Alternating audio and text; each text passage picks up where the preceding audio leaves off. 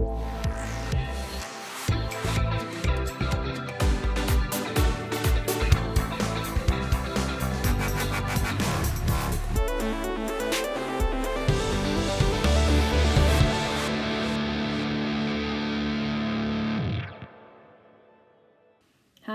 everyone, welcome to my session. I hope that all your sessions so far have gone really well and that you've made loads of progress and you're feeling really good about it.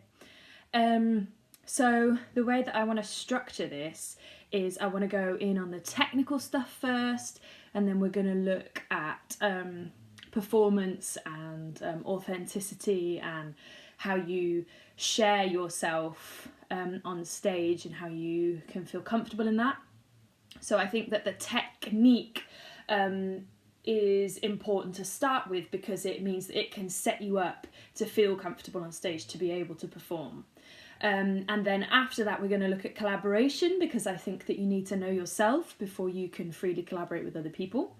And then we're going to I'm going to hand over to the band and they're going to do recording live instruments.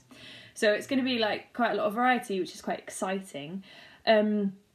So technique-wise, I just wanted to look at what happens when you get on stage and what happens sort of more long-term. So we're looking at kind of the pitfalls of being on stage, and then we're going to look at stamina. So on stage pitfalls, generally speaking, tend to be around control. So you've done this song a million times in the studio, you know it really well, you've recorded it, you feel very comfortable with it, but you get on stage and suddenly it's a whole other environment. There are people, potentially hundreds of people there watching you, there's pressure, there might be press there, and suddenly the adrenaline starts to kick in and your voice becomes uncontrollable. And when that kicks in, technique is the thing that's going to anchor you down and it's going to keep you level. So when you can start to feel yourself rising, I'm out of breath, I can't control this, you know, right, well, I know that if I do this exercise, then I'll be able to bring myself back down. So yeah, the adrenaline is the first thing that I reckon we're going to touch on. Another pitfall would be not hearing yourself, so sound and having a good rapport with the sound engineer and getting what you want from that. We're going to talk about that, and then getting out of breath, which can be to do with adrenaline, but can also just be to do with the fact that you're running around the stage or whatever energy that you have on stage. So it's all about control, really. It's about control of your environment and control of your own voice.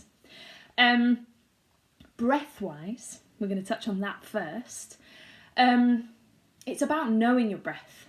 All of this really is about knowing your voice, I think. But your breath, it's important to really, really have control of that, because that's the foundation of the rest of your voice. It's the starting place. And it's the same for singers as it is for rappers. I mean, if you're going to speak long verses with these tiny little breaths, then you need to maximise their capacity. And you can't do that if you don't know what your breath is doing. So a technique that I've always used that I found super, super helpful is just this breathing exercise that I just have done for years. I do it before I go on stage. I do it when I get nervous just in life, because it's really helpful for just getting a hold of your breath. And the technique is the opposite of what you might think. It's not about how much breath can I take in, it's about getting rid of all of your breath until you feel like you have nothing left, so that you can then be in control of the intake. So it's just a quick little exercise, I'll just show it you. You're going to breathe out on an F sound until all the breath has gone, your lungs have deflated, and then you're going to push the last bit of breath out with a ch sound, and then you're going to let it all back in. But this is another thing, I mean, I don't know how far along you are in your vocal processes, so I'm sorry if you know all this, but another myth about breath is that you can sort of like squeeze it in, but that's not a thing. Your body will do that for you. It will just, if you just push all the air out, push it out until it's all gone, and then you just let your lungs out, you just give them space, the breath will drop in. So it's about pushing out and giving space. And that's it. So the exercise goes like this.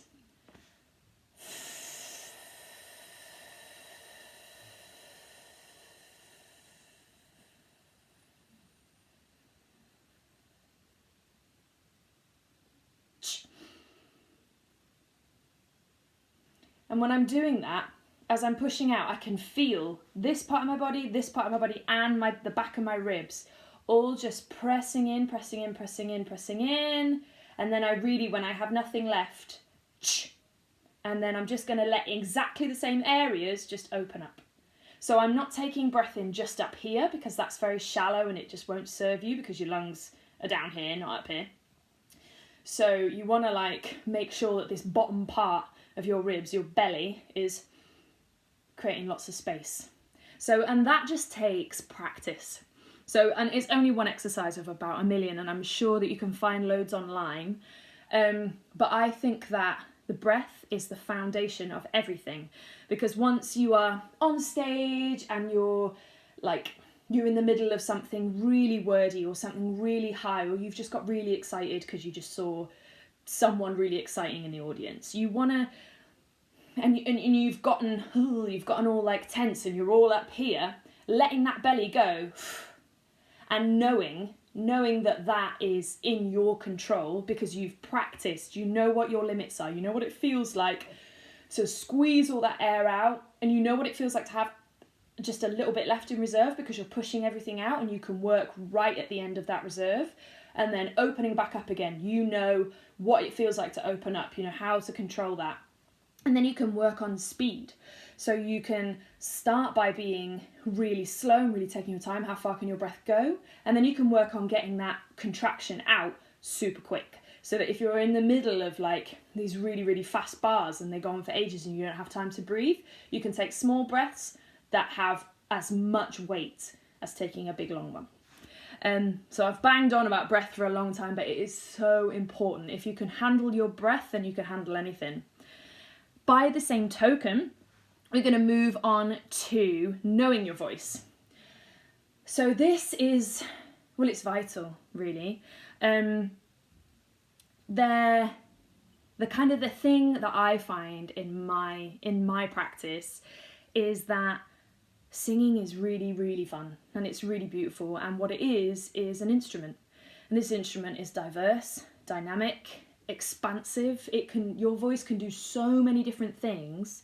And the joy of exploring your voice is immense. And that's what I want you to be doing.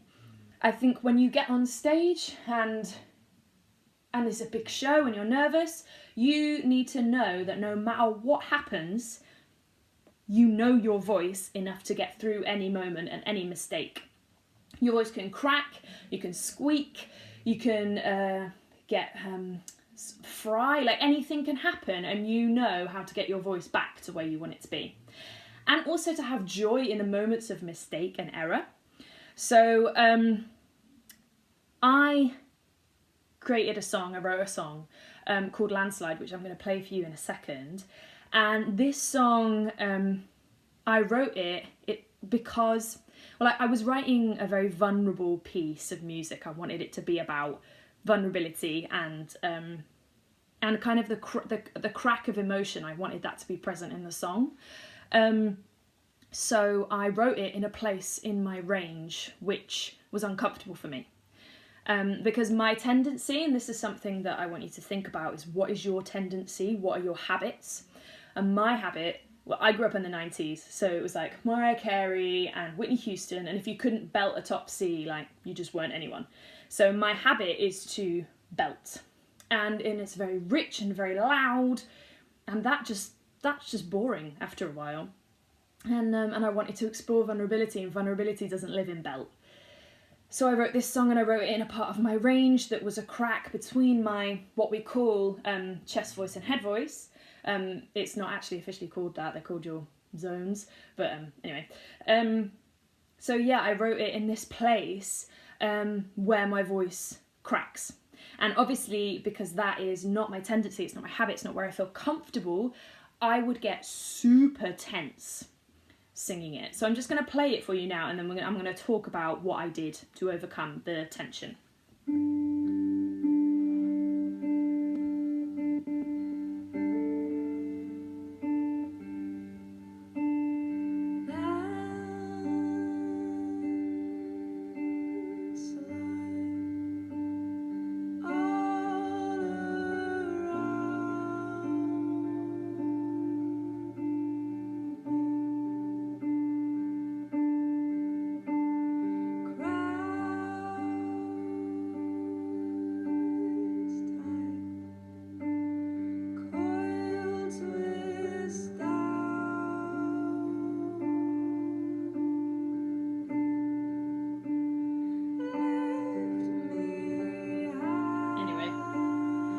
So sadly we haven't got a lot of time, so that song is called Landslide. It's on my EP Hostage. It's on Spotify. So yeah, that is kind of like an exploration between vocal ranges. So landslide all around me. I'm kind of like really on the edge there, the cusp between the chest and head. And my habit would be there to get really tense in my throat because I'm like, oh my God, where am I? I don't know what I'm doing. But I really just relaxed and I just let myself explore what that crack feels like, because there's so much beauty in what feels like a mistake. Landslide all around me. Like it kind of like that's it for me still. It kind of feels a bit rubbish. But the ability to just sit in a sound. So if something feels wrong, lean into it.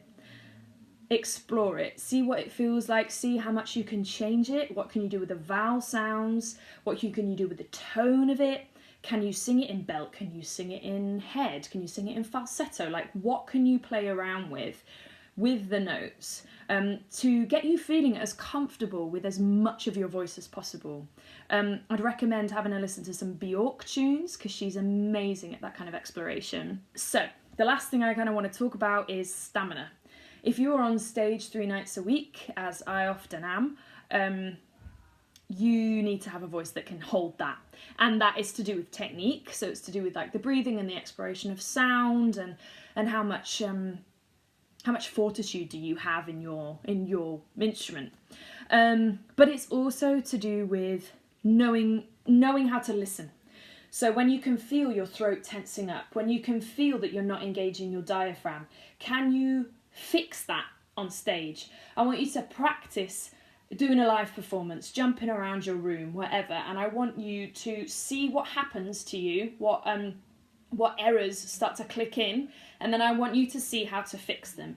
I want you to film that for me and send it in, and I will and I'll listen to it and run through some tips with you, because I think that's really important to sort of, when you're in the moment, make a mistake, that's fine. How do you fix it? How do you get yourself back to a comfortable place? You also need to have a really good relationship with your sound engineer. When you are talking about sound, you are either using a wedge or you're using in-ear monitors. Vocalists, if you can get in-ear monitors, 100% do that. You can get portable in-ear monitors, so you can get your own wireless kit and take it with you and just have the engineer plug that in. I have one of them. They range from about 200 quid upwards, but they are so worth it, because if you have a wedge in a loud room and you can't hear yourself, you're just going to be screaming. You really, really need to be hearing yourself. And also another element of that is that sometimes it's not just about the volume, it's about the frequencies. So you want to make sure your EQ is right. You know, if you're losing your bass frequencies, or if you're losing your mids or your highs, you need to get them adjusted with the engineer. And just have a really, really good ongoing conversation, because again, once you can do a great sound check and you sound amazing, but once everyone's in the room, it really changes what you can hear. So you need to get what you want from that sound. You also need to be steaming. Get a steamer. You can get a steam cup.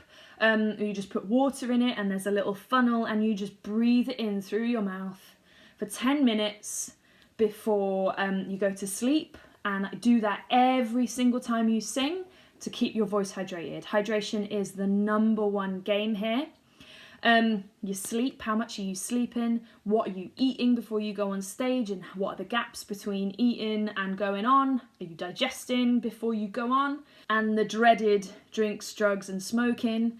All of those things damage your voice, they dehydrate you. And if you've got stuff in your nose, dare I say it, that's going to affect your ability to breathe. And so it's really important that you're looking after yourself and taking your voice seriously. And I think that that's the last thing I would say. Like, your voice is this incredible power, and you've got the ability to wield it to change people's emotions, and that is such an incredible gift. And being on stage is the most incredible thrill. And if you are not taking that seriously, and you're drinking too much, or you're being irresponsible, and you're not respecting your voice, then you will lose it. And you can have a good time and all that, but you really, really need to know how to put it first. So yeah, that is my lecture on voice.